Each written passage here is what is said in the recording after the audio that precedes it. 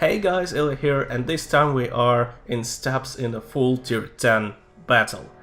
Probably the worst tier of battles ever possible, because I think I would prefer to be in a tier 8 tank against tier 10 in a tier 10 battle than in a tier 10 tank in full tier 10.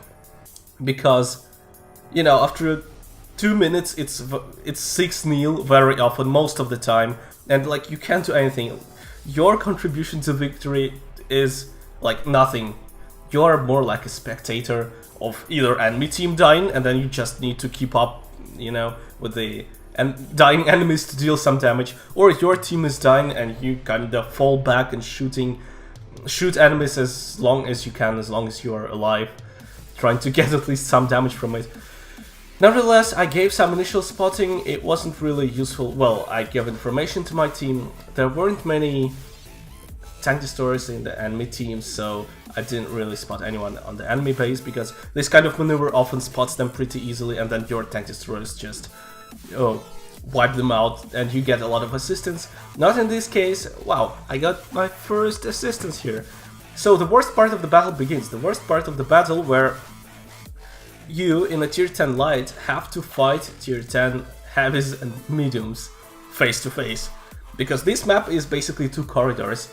And, well, this is the worst part because you just can't fight them normally. They are all super DPM-y, they are all super stabilized, they penetrate you anywhere. Well, that's valid for most lights, but in case for Ws at 1, 3, 2, 1, you know, you could count on some armor sometimes in your turret.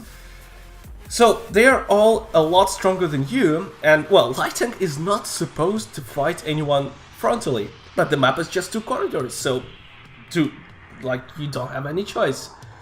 And if I make any mistake, I will pay, well, at best with half of my HP, and probably with 1000 HP or even more.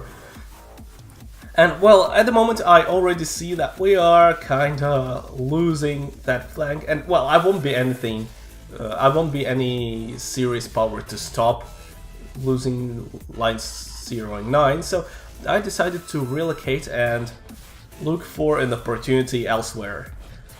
And at this moment, I had a plan. I looked at the minimap and I had some very interesting idea that I'm going to show you right now.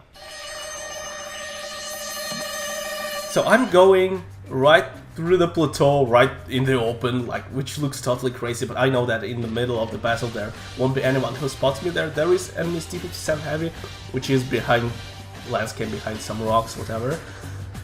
Hello 62, probably didn't expect me there. And I know that if I stay up here for longer, I will probably get hit, so I need to get down quickly, and I even get hit by STRV. Tracking E100 so that he doesn't try to shoot us, because, you know, it will take him forever to turn his turret, and I will be able to avoid his gun anyway. Keeping him locked, because, well, that's the most important thing right now. And I'm behind 2 E100s. The first E100, which has already died, couldn't turn his turret at me because he would expose himself to my teammates. Probably the same is valid for the other E100, who just accepted his fate probably. And now I'm on the front line fighting with heavies. I like this flank when when you fight with anyone. I like this flank a lot more than the other flank, because here you have some corridors. Yay, how's your lower plating 5? Here you have, you know, corridor here, corridor there. You can flank, you can maneuver, you can invent some stuff. It's not just stupid face-to-face like on the other flank. But unfortunately this is a heavy flank, and of course you can't play here every battle. But right now we are pressing 140. Why did you drive out with your side? Okay, I need to find some cover. Track, always track. You could notice that I always track enemies here. I always try to, at least.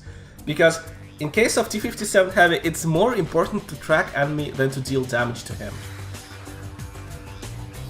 Well, I was hoping to kill him. No? Yeah. So it's more important to track T-57 heavy than to damage him, because if I just damage him, well, he will drive back, he will reload, he'll have full magazine, and he will load his magazine, and then he will just drive out and kill you. And if I track him, I will enable my teammates deal a lot more damage to him, Boom. So I will better sacrifice 400 of my own damage, get some 800, 900, whatever assistance, and get rid of the danger next to me. So really, sometimes you have to make this sacrifice for, well, for your own good, of course, as well. And well, I noticed an opportunity to damage STRV-103B, and he still doesn't see me, so I'll catch him by surprise.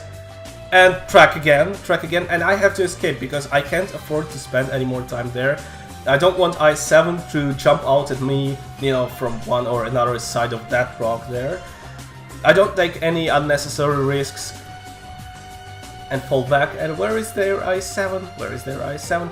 There he is! He was going after me. And track. Always track, always track. Whenever you can, it will help you a lot. Whew! That was some extreme thing.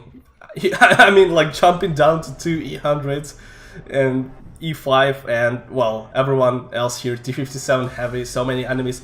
But we did it, and, well, the other team couldn't really win the other flank, or it doesn't have enough forces to win the battle. And, well, I'm loading high explosive here because, you know, that's what I have high explosives for. The enemy has like 30, 50, 70 HP, you can just shoot him with high explosive and you won't need to aim, especially STRV, you know, which is pretty hard to ban in light tanks.